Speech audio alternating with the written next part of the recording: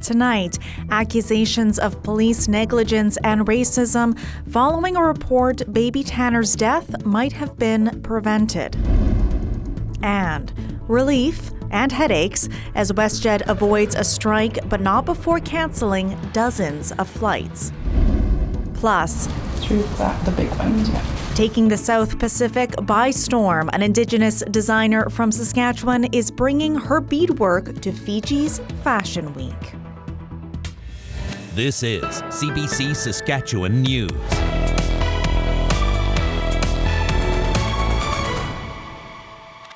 It's Friday, May 19th. CBC Saskatchewan News starts right now. Hello, and thank you for joining us. Sam McKeag is away this evening. Today, we heard calls for 2 Prince Albert police officers to be fired. The demands come after a damning report by the province's police watchdog. It found the death of a baby might have been prevented if Prince Albert police had followed protocols. The police chief has resigned, and the First Nations community is alleging racism played a part. Jason Warwick reports. 13-month-old Tanner Brass died in February of last year after police responded to a 911 call and failed to check on him. His mom, Kyla Frenchman, attended a news conference in Saskatoon Friday with First Nations leaders. She did not speak, but was wrapped in a ceremonial blanket. There indeed is a grave issue, a serious issue with the Prince Albert Police Service. This was a preventable tragedy.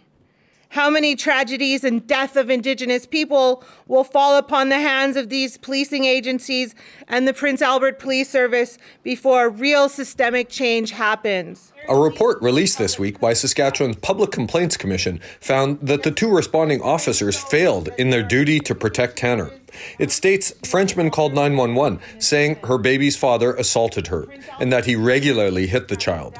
2 officers went to the home but never went inside to check on Tanner.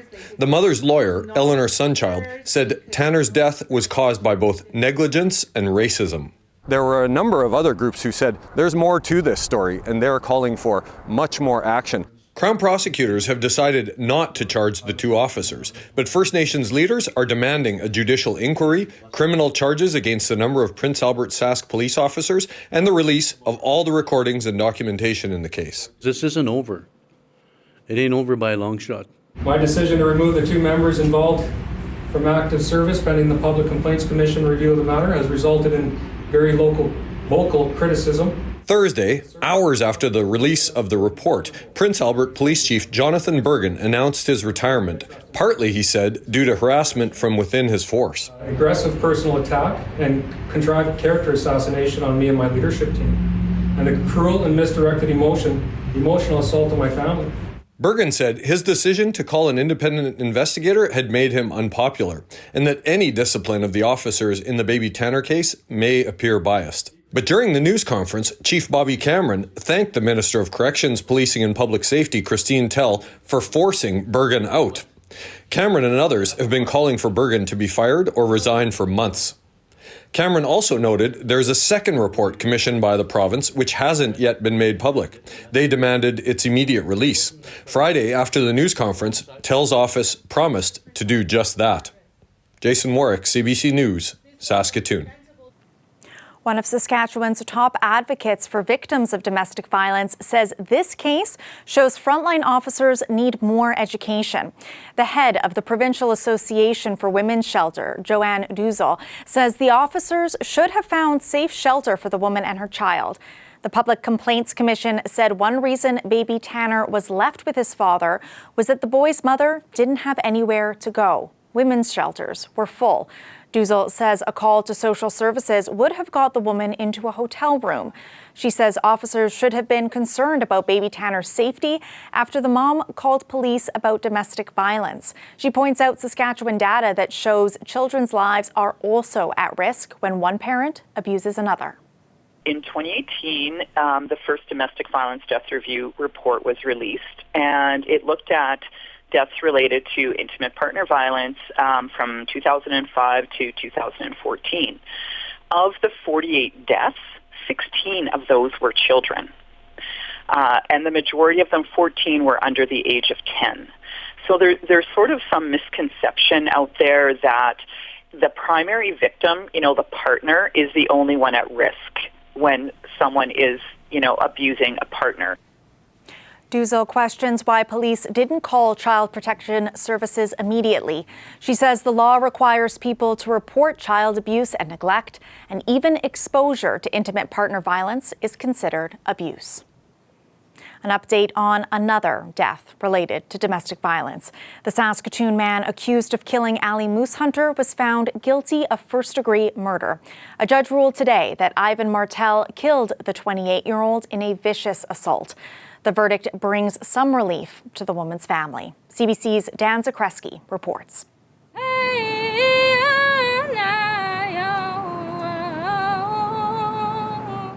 It's taken 3 years, but they're finally singing Allison Moosehunter home. That song will give her peace, and that song will allow her to find comfort. And peace now, too, for Moosehunter's family. It's always been tough to say anything, but now I'm just happy with the outcome, and it's easy to talk about now because, we've waited over 3 years for her to get justice, and it's now, she got it. Moosehunter's brothers discovered her body in March 2020 in the basement suite she shared with Ivan Martell. She had been beaten, strangled, and stabbed. Martell said that he wasn't there when it happened. But the judge didn't buy it. He rejected Martell's alibi, only revealed mid-trial that he'd been out selling drugs that night with another man. Martell couldn't remember the man's name or say where they had been. And the King's Bench judge also didn't believe that someone else had gone to the suite that night and killed Moosehunter. A first-degree murder conviction comes with an automatic life sentence with no chance of parole for 25 years. Moosehunter's family says that won't bring Allie back, but it puts Ivan Martell away. Dan Zakreski, CBC News, Saskatoon. Wildfires are forcing more people to evacuate their homes in Saskatchewan. People living in the northern communities of Pachinak and English River First Nation are now having to leave. They're close to one of 5 major fires the province is keeping an eye on. Those fires are southwest and southeast of Dillon, north and southeast of Pinehouse, and north of Waiaquin. The province is bringing in reinforcements to help get them under control. The government of Quebec has provided 2 CL-415 amphibious tankers to complement the aerial tanker support for our wildfire suppression efforts. These tankers are en route to Saskatchewan, and we expect them to be integrated into our fleet this weekend. This support is being provided through an already established mutual aid resource compact between provinces. These tankers will be available for the next 2 weeks, but we do have the opportunity to extend their stay if required. The province urges people to do their part to stay safe this long weekend and check the Public Safety Agency website for the latest on the fire situation, air quality, and road closures before heading out. The threatened WestJet airline strike is over before it started. The company and pilots union reached a tentative deal last night. The strike was set to start today. But as we hear from Ithel Musa, the deal didn't stop the airline from canceling more than 100 flights. It was a deal reached at the 11th hour. A tentative agreement between WestJet and its pilots union came late Thursday night. This agreement is just one of many steps we are taking to re-establish WestJet as the friendly, reliable and affordable airline that you know and love.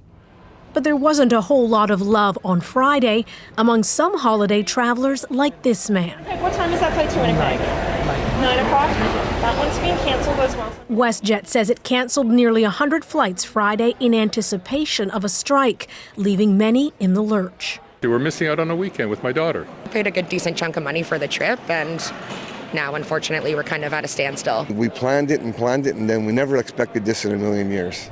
Some are vowing to never fly with the airline again, but if you're a Canadian and you're flying, you've got 2, maybe 3 choices. They know that. The airlines know that. WestJet pilots were bargaining for higher pay, better job security, and scheduling. With a shortage of workers in a high-demand industry, this expert says they had the upper hand, and more labor disruptions could be on the horizon for airlines. Bargaining power is shifting to workers and labor and unions. I'm not saying they're going to have complete power, but they're going to have a lot more power than they did before. WestJet says it's ramping up operations to try and get passengers to their destinations, and those who have had their flights canceled will be refunded or reaccommodated. Ivan Martell, CBC News, Toronto. Here in Saskatchewan, there was relief at our major airports this morning that a deal had been reached. We're pleasantly surprised. I think, leading into kind of the last hours of negotiations and what was happening, I don't think a lot of people felt super confident that a deal was going to be reached, ourselves included. But all in all, this could have been a lot worse. And we're very happy that WestJet and the pilot union have come together, and we're looking forward to a much stronger summer. And WestJet's very important to our community for obvious reasons. Some passengers are still grounded. As we mentioned, WestJet still canceled flights in anticipation of the strike.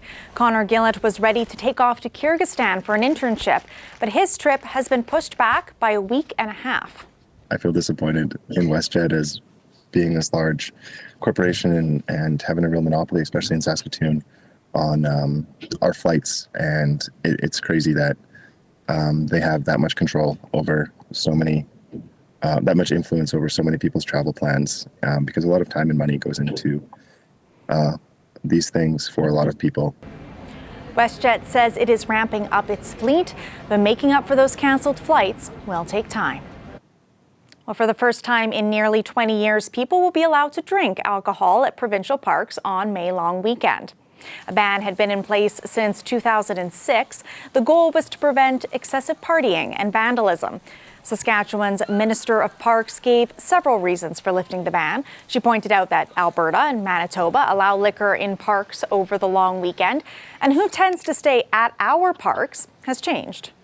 Alcohol consumption can be undertaken in parks, but they can't, you can't walk up and down the beach carrying a beer or your margarita or what have you. It has to be within your campsite or at your cabin. So it's not free range walking all over. It's something that's closely monitored all the time, anyways, within our parks. The change applies to both alcohol and cannabis. A warning to all avian paparazzi out there. Not all geese appreciate their photos being taken. Eric Ingalls in Moncton found that out the hard way. He was biking along a river when he saw a family of Canada geese waiting to cross the path. He pulled over to let them go, and the interaction was going smoothly until he pulled out his phone. One of the geese flew right at Gingles and bit him on the shoulder. We hear he's fine, and we're unable to reach the goose family for comment. We'll be back with your forecast after the break.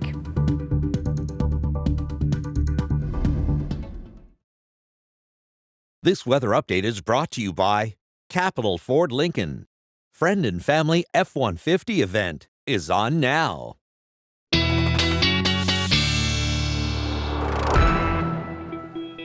Welcome back. Weather specialist Ethan Williams joins us now. Well, Ethan, my parents are in town, and I'm hoping there's nice weather to show them around Regina. Please let me know that's the case. Yeah, I think there definitely will be, Natasha. Welcome to your parents, and they're going to be experiencing some prairie heat, I think, especially as we head in to the end of the weekend. But complicating things a little bit, unfortunately, is forest fire smoke that we've been seeing move through northern sections of the province. A cold front moving through tonight and some shifting winds means that is likely going to be extending southward as we head through the night tonight and into tomorrow morning. And as we head into Sunday, especially, these plumes of smoke moving in from Alberta, really affecting the northern grain belt and portions of northern Saskatchewan. Now, air quality likely going to be dropping a bit as well. Number on the left is what we're expected tonight. Number on the right is tomorrow. And you can see for Saskatoon, Regina, southeastern Saskatchewan jumping into that moderate risk. Tomorrow for Swift Current and Prince Albert, you're in a high risk, so you may want to reconsider activities outside. And of course, in northern Saskatchewan, where we've been seeing very high risk,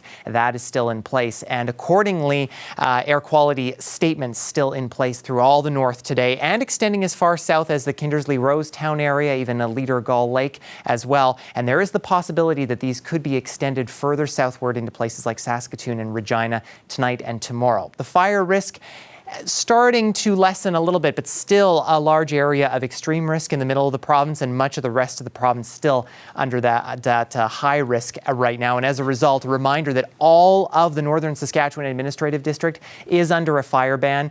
There's also a lot of fire bans in place through most central Saskatchewan rural municipalities, so you'll have to check with your RM in regards to fire bans there. All provincial parks and crown land north of Highway 16 also under a fire ban. And if you are heading out to the parks this long weekend, a reminder that other provincial parks south of Highway 16 also do have fire restrictions in place. So you'll need to visit tourismsaskatchewan.com. They have a list of all of the restrictions in place there.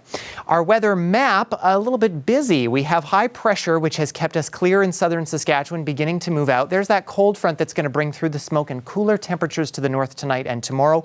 Another low pressure system starting to slide its way through southern Saskatchewan tomorrow morning. That could bring some morning showers to Regina and some southern sections, but clearing by the afternoon. High pressure moves in basically for the rest of the weekend. For Monday, we are looking for the possibility of some showers and thunderstorms, especially in southern Saskatchewan, and maybe some pockets of showers for the north early on Sunday morning. Now, winds with high pressure moving in, not going to be too breezy, picking up a little bit in some central sections, including Saskatoon tomorrow, but outside of that, gusts going to be fairly light, but things definitely warming up. The atmosphere, upper atmosphere outlook right now shows that warmer air surging northward, that tight ridge beginning to build in and continuing to move eastward. Going to be very hot, especially in south and central, as you can see here in our extended forecast. After some morning showers in Regina, we'll clear out for Sunday and Monday again with a chance of some thunderstorms there before things do pretty quickly cool off, getting back to closer to seasonal values, and Saskatoon as well. Again, a little bit breezy tomorrow. Very warm overnight lows these next few days, and then after the thunderstorms, possibly some significant rainfall next week, Natasha. We definitely need it, so we will welcome that. That's for sure. Okay, thank you, Ethan. You bet. They are evolved enough to learn the rules. An intergalactic adventure in a park in Saskatoon for the 11th season of Theatre in the Park. Some theaters' summer production is called Zero Gravity. The company is performing all over the province with free shows in Saskatoon, Regina, and the north. We'll be back after the break.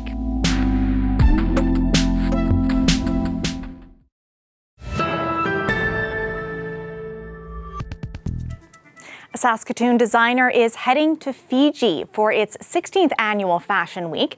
Helen Oro is the first Indigenous designer from Canada to take part in the event, and she's bringing along an all-female Indigenous team of models and stylists. We caught up with her to learn more about her journey from Saskatchewan to the South Pacific.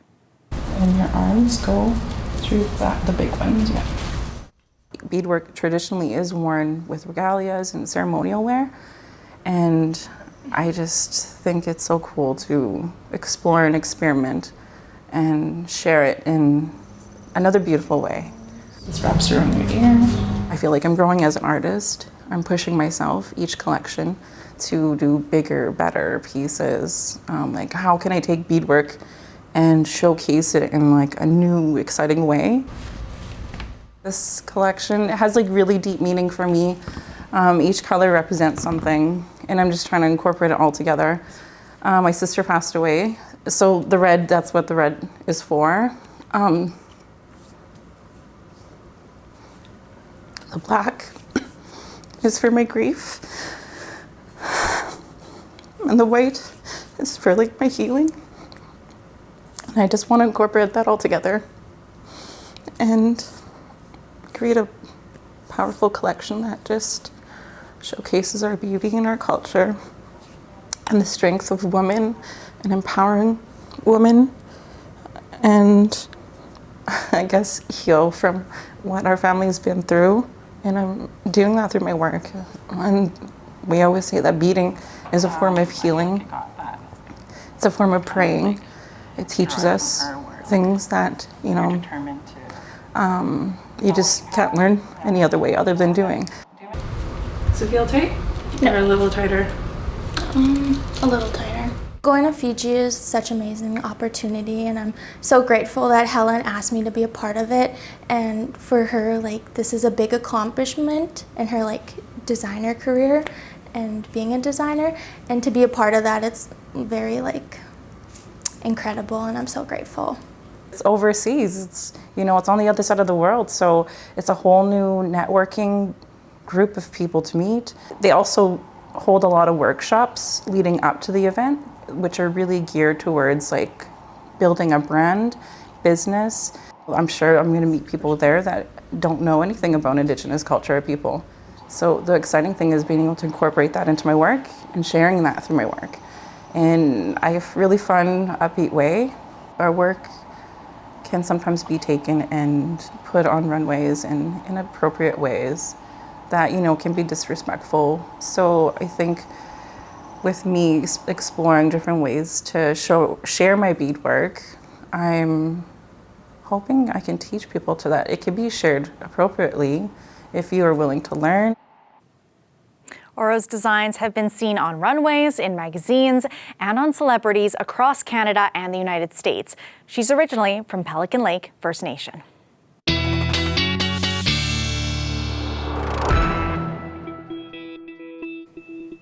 And Ethan is back with one last look at our weather. And we are looking at a clear night in Regina, warm as well, 12 at midnight. Not going to drop much more below that. Wind's going to be dying down too as we get toward the morning, but the smoke's starting to build in. Local smoke by the morning and a chance of some of those morning showers at 15 degrees.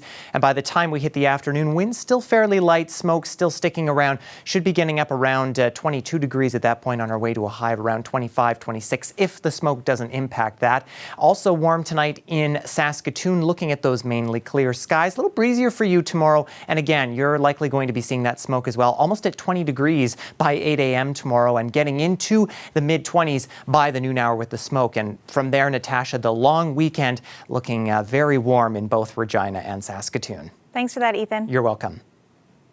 Before we leave you, theater artists in Regina are trying to wow audiences with short attention spans. The TikTok 10 Festival has returned with pieces under 10 minutes. We caught up with the organizers at the Artesian, where performers will be taking to the stage tonight and tomorrow.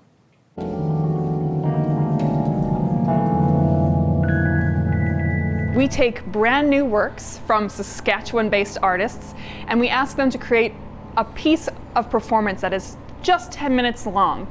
It can be any kind of performance they like. It can be clown, it can be movement, it can be traditional theater, it can be whatever they want to create, as long as it's brand new and they're from Saskatchewan. TikTok 10 was kind of born out of a need for a platform or a place to try and present and connect with each other as well. You never know the connections you'll make at this event. And we truly believe that Regina and surrounding areas is really underserved in terms of the arts. The world has shifted a little bit since the festival started, but there's so much community approval and support, and people are really happy that there's this that exists in Regina.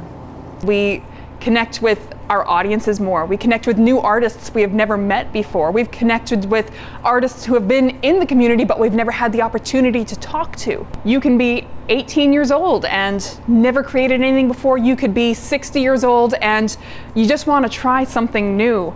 And you are 100% welcome and encouraged to do that. It's a celebration for artists and for art lovers, just getting to see something different and new that you might not get a chance to otherwise in this province. That's it for us tonight. For news anytime, head to cbc.ca/Sask, or you can subscribe to the CBC Saskatchewan YouTube channel. Ethan will be back with more local news at 11. Thanks for watching and have a great night.